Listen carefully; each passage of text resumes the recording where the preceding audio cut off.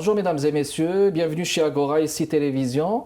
J'accueille avec plaisir aujourd'hui M. Stéphane Masson, consultant pour des organismes en santé mentale, coach de vie et technicien en soins énergétiques. Stéphane Masson a passé la majeure partie de sa vie avec les forces armées canadiennes. Il est l'auteur du livre Miroir de l'âme, un voyage vers la connaissance de soi et d'amour propre, publié aux éditions Enoya en 2024. Monsieur Stéphane Masson, je vous souhaite la bienvenue avec nous. C'est un plaisir. Merci. Ça fait plaisir de vous accueillir alors ce livre-là, Miroir de l'âme. Mesdames et messieurs, on parle de développement personnel, d'épanouissement personnel dans la vie. Alors, un livre de partage, mais aussi un livre où il y a une certaine quête de bonheur, où il y a beaucoup de recommandations, de conseils. Vous avez choisi de faire un partage, c'est tout à votre honneur. Oui, merci. Est-ce que ce livre d'abord a été un moyen de libération pour vous? Tout à fait. Avec toutes les questions que je partage dans ce livre, il y en a à peu près environ peut-être une centaine. C'est toutes des questions de relations d'aide, de coaching, justement PNL, pour programmation neurolinguistique, cette nouvelle approche des années 70. Bref, c'est quand même un aperçu de ce qu'on peut aller chercher à l'intérieur de soi. Et puis, ça se peut que dans les premières questions, ça vienne toucher justement intérieurement. Et puis, tout simplement, peut-être passer quelques jours à méditer là-dessus ou prendre un certain recul. Et puis, par la suite, c'est beaucoup plus facile à pouvoir répondre à ce genre de questions-là. Exactement. Alors, bon, là, on peut lire à long dos, au fil des pages, vous découvrirez comment j'ai appris à me libérer des chaînes, à renouer avec mon intuition, à apprécier le présent. Il y a eu tout un cheminement de votre part. Alors, les blessures de l'âme, les croyances, la possibilité d'accéder ou non à nos ressources intérieures, tout cela, c'est un cheminement depuis l'enfance. Et ça commence depuis l'enfance. Hein. Ça ne vient pas depuis l'âge adulte. On peut décider à l'âge adulte, mais depuis l'enfance, il y a eu des choses qui se sont accumulées, je veux dire, des blessures même. À quel point le cheminement a été aussi important pour vous, pour cet éveil de la conscience? Le cheminement, c'est à long terme. Donc, oui, ça part depuis l'enfance. Il y en a qui vont...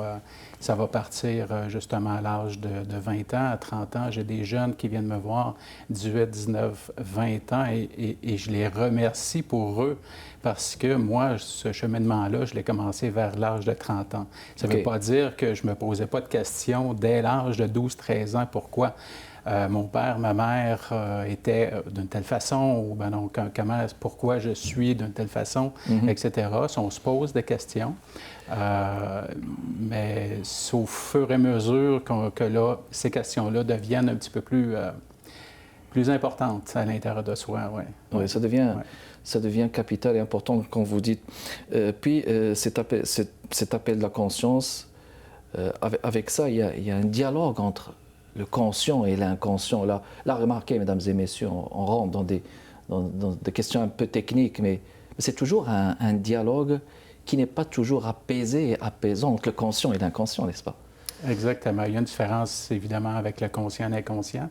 Le conscient, il va chercher certaines informations qu'il a besoin pour fonctionner. L'inconscient, lui, c'est tout, en fin de compte. Donc, si on va un petit peu plus à l'intérieur de soi, on peut avoir quelques réponses qui vont sortir. Mais pour ce faire, il faut quand même prendre un certain recul. Et pour moi, la méditation que j'ai commencé vers l'âge de 30 ans, ça a été une belle expérience, justement, pour découvrir ça. Ouais. Excellent. Alors, la méditation, on va en parler justement au cours de cette émission.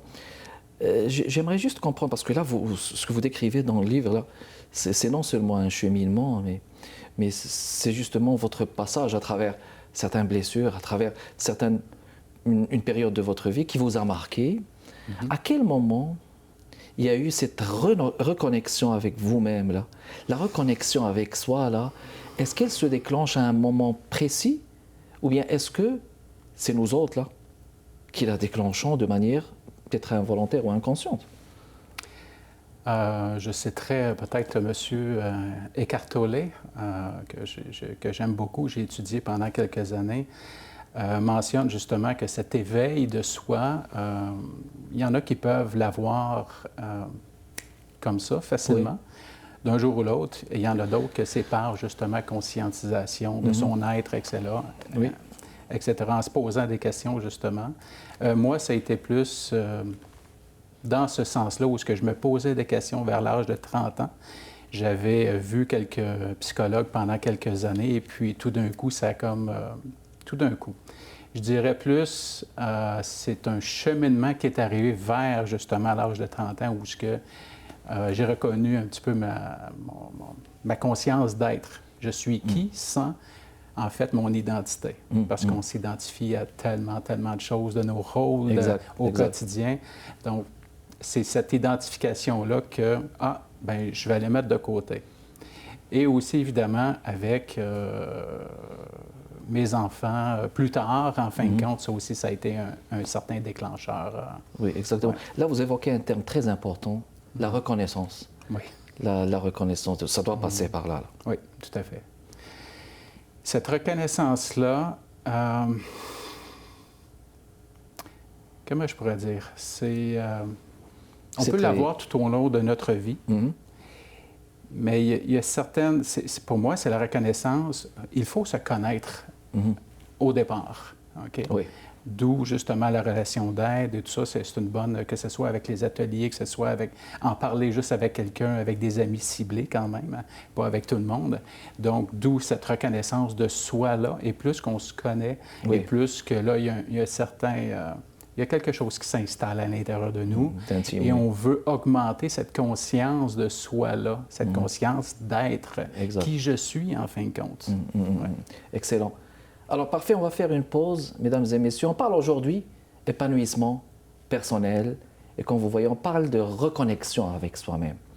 Dans ces temps difficiles, on vit dans un temps difficile, on vit dans des temps pénibles et la méditation, la reconnexion avec soi-même, la reconnaissance de soi, un travail sur soi-même, tout simplement un travail sur soi-même est très important. J'accueille aujourd'hui chez Agora ici Télévision M. Stéphane Masson, auteur de ce livre Miroir de l'âme chez les éditions Enoya. On vous revient.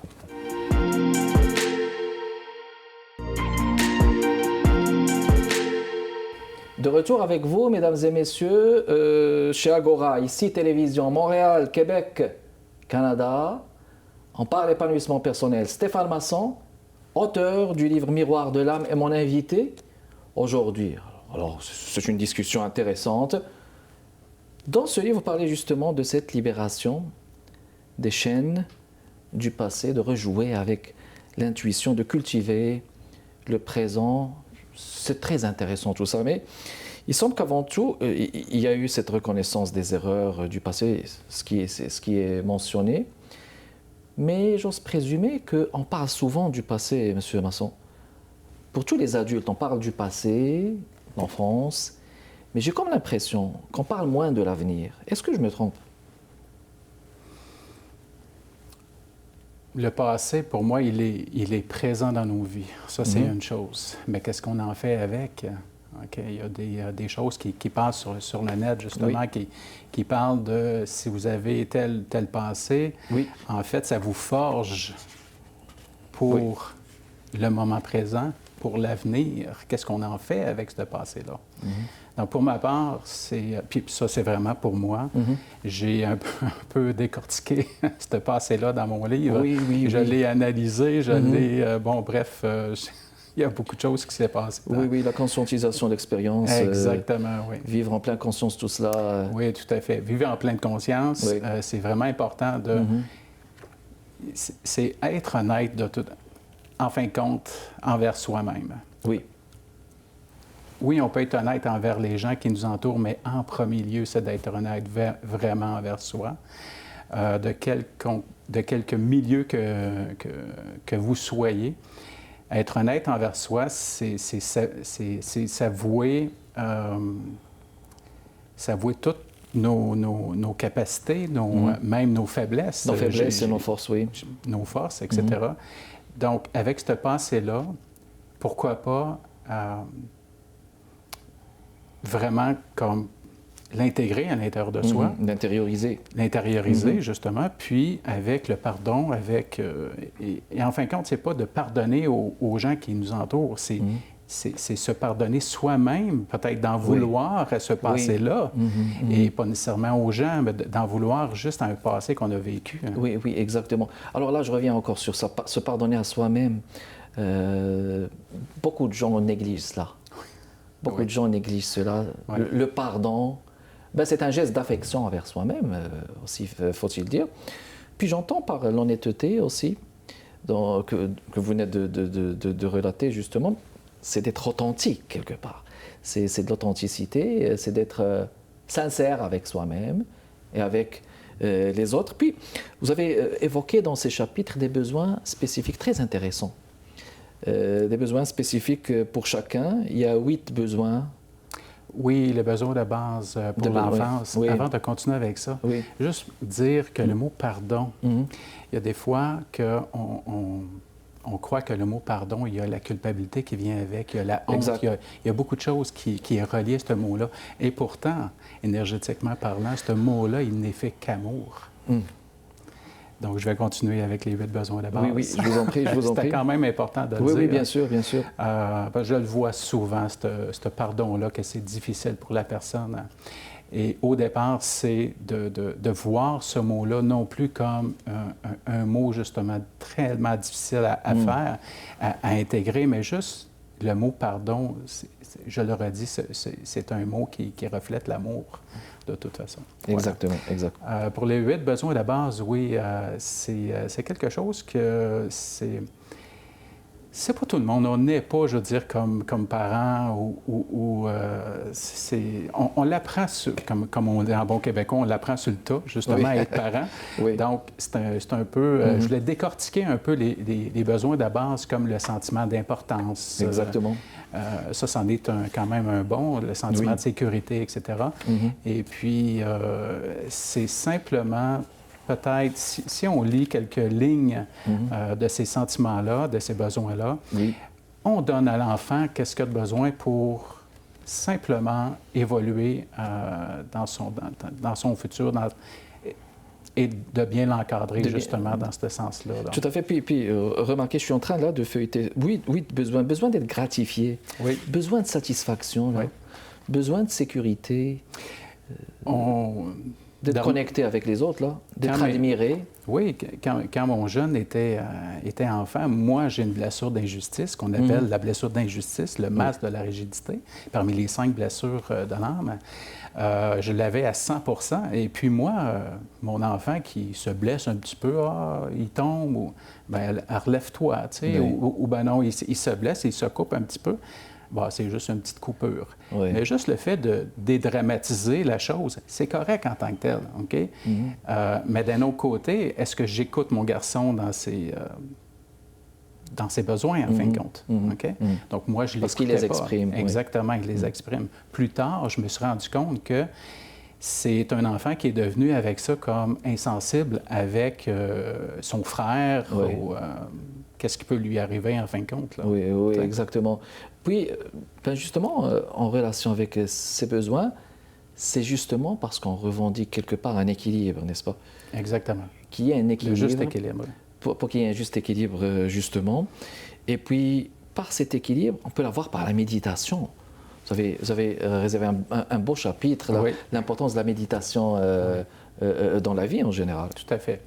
La méditation, pour moi, ça a été une porte ouverte vers, parce que je prenais aussi des antidépresseurs, ça faisait quelques années que je voyais quand même des psychologues et tout ça, et aussi que j'ai un trouble d'humeur, d'anxiété. Enfin bref, j'ai essayé la méditation et j'ai réduit la médication en même temps que je faisais de la méditation. Mais ça, faut que je le dise, ça, c'est vraiment moi qui a fait ça. Je ne conseille pas d'arrêter, évidemment. Moi, c'était conjointement avec le médecin, c'était recommandé. Il n'y a pas de problème. Aujourd'hui, je fais toujours de l'anxiété. Même avant, je veux dire, d'être en onde, il a fallu que je médite un peu pour justement calmer ce gros cœur-là qui est nerveux et tout ça, parce que c'est pas évident, c'est la première fois. Mais la méditation m'a amené justement à juste prendre un recul par rapport à ce que je vais affronter dans la journée. Affronter, accueillir ce qu'il y a, justement, des choses justement stressantes, tout ça. Donc, la méditation, c'est très bon pour ça. C'est simplement pour se recentrer vers soi. Et puis ça, que ce soit dans tous nos rôles de travailleurs, de conjoints, de papa, justement, il y a une belle technique, justement, que je recommande, juste de respirer une seule fois, et puis, avant d'intervenir avec les enfants et de se poser la question, est-ce que je suis maintenant disponible pour intervenir avec mes enfants, ou bien je ne le suis pas. Si je ne le suis pas, je prends un autre petit recul, et puis voilà. Excellent. Une pause, mesdames et messieurs, on revient. J'accueille Stéphane Masson pour parler de son livre « Miroir de l'âme ». À tout de suite.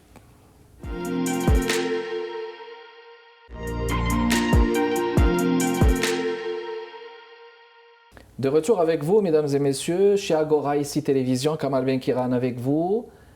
On parle épanouissement personnel avec mon invité d'aujourd'hui, Stéphane Masson, auteur de Miroir de l'âme. Alors, Monsieur Masson, vous avez fait un passage. Vous étiez dans l'armée canadienne et on sait que tout passage dans l'armée, n'est-ce pas, c'est après, bien plus tard, eh bien, c'est des chocs, des post-traumatiques, là, c'est des affaires comme ça, c'est pas évident d'être dans l'armée, mais en tout cas, votre passage, ça a été quand même plus de 2 décennies. Hein. Et puis, est-ce que cela vous a permis aussi de voir clair dans ce que vous voulez réaliser dans votre vie? En fait, c'est plus à la fin, parce que moi, mon passage dans l'armée a été vraiment une très belle expérience. Et mon stress post-traumatique, je ne l'ai pas eu dans l'armée, contrairement à ce qu'on peut penser, justement. Il y a tellement un léger pourcentage de gens qui vont en mission et qui reviennent avec un stress post-traumatique. Ceci étant dit, moi, c'est mon passé, lorsque j'étais plus jeune, que j'ai eu un stress post-traumatique. Peur de l'autorité, etc. Et puis, il y a des gens qui me demandent, oui, mais t'es aidé dans l'armée. Peur de l'autorité, moi, je peux déterminer les gens qui sont autoritaires de nature et je peux le compter dans mes 26 ans de passage dans l'armée, je peux le compter peut-être au moins sur mes 2 mains, ceux qui étaient vraiment autoritaires, que ceux que c'était leur métier, justement. Moi aussi, j'étais autoritaire, directif, etc., mais je ne suis pas quelqu'un, vraiment d'autoritaire de nature. De nature, exactement. Quand on est de nature, quand vous pouvez le dire, vous pouvez le détecter. Oui, exactement. Vous pouvez le réaliser, le voir. Je le mets plutôt sur les blessures d'enfance, justement la blessure de trahison, le contrôlant, etc. Voilà. Bon, ce voyage vers la conscience et vers la liberté, après ma lecture justement du livre, c'est aussi un voyage vers l'amour de soi et l'amour des autres. Comment est-ce que vous définissez l'amour de votre point de vue, M. Masson? C'est toute une question. C'est une question d'une vie, en fait, et pour moi, de plusieurs, en fait. L'amour de soi, en fin de compte, pour moi, on ne peut donner ce qu'on ne possède pas. OK? Donc, il a fallu que je sache ou que j'accueille justement cet amour-là pour moi. Et ça a pris des années, justement, de techniques, d'expériences, etc. Et puis, j'en parle d'ailleurs dans le livre de cet amour de soi-là. Et cet amour-là doit être accueilli de tout ce qui nous entoure, en fait, au complet. Avant d'aimer quelqu'un d'autre, avant de vouloir être aimé, posons-nous cette question-là, justement, est-ce que je veux être aimé? Et si je veux être aimé, pourquoi pas ne pas être aimé par moi-même en premier? Ce n'est pas égoïste, justement, comme j'entends plusieurs. C'est égoïste de penser à soi. Tout à fait au contraire, non. C'est penser à soi, relation d'aide, coaching, psychothérapie, etc. C'est d'aller justement au-delà de nos croyances limitantes qui fait que non, ou je ne mérite pas d'être aimé, etc. Donc, ça part de loin, ça part des blessures d'enfance, etc. Oui. Donc, il faut prendre le temps de prendre le recul puis se dire, OK, est-ce que j'en vaux la peine? La réponse est oui, en fin de compte. Tout le monde. Hein, se questionner, se questionner, se poser la question. On n'oubliera pas l'éveil spirituel. Oui. Comment est-ce que vous l'avez vécu? L'éveil spirituel, je sais que j'ai vécu un éveil spirituel vers l'âge de 30 ans parce que plus tard, j'ai étudié M. Eckhart Tolle. OK. Avec cet éveil spirituel-là, avec la connaissance justement de l'ego et de ne pas s'identifier à cet ego-là. L'ego va toujours être là. Il va toujours faire partie de nous. Par contre, pourquoi ne pas le connaître lorsqu'il est là et lorsqu'il se présente dans quelconque rôle qu'on est dans notre société, justement, et puis se dire, est-ce que je veux m'identifier à ce rôle-là? Et puis, si on se désidentifie de tous nos rôles, ça revient vers soi, la connaissance de soi, justement, on peut mieux méditer, et puis l'amour grandit. Moi, je me représente un petit peu l'amour avec cette rigidité qu'il y a à l'intérieur, c'est comme un oignon. Comment est gros ton oignon? Et puis le petit cœur à l'intérieur. Oui, tout à fait. Il faut enlever les plures, et puis découvrir ce cœur-là. Pour découvrir ce qu'il y a. Et plein de choses avec... ça grandit, là. C'est incroyable. Hein? Exactement. Je voudrais finir par cette phrase. Elle est vraiment intéressante. Là, vous allez voir, mesdames et messieurs, vous allez dire à vos enfants ceci. L'homme est comme un mini-wheat. Vous savez, les céréales, il y a un côté givré dans la plus rigide, voire même autoritaire, et un autre plus doux, plus sensible. Le truc, c'est qu'il faut simplement harmoniser les deux pour découvrir ce qu'ils ont de meilleur en eux. Oui, bien sûr. Mes enfants mangeaient justement cette sorte de céréales-là. Et à un moment donné, je regardais la boîte de céréales avec le côté givré et l'autre côté, puis je me suis dit, hey, c'est comme dans la vie, en fin de compte, je suis en train de faire ce passage-là.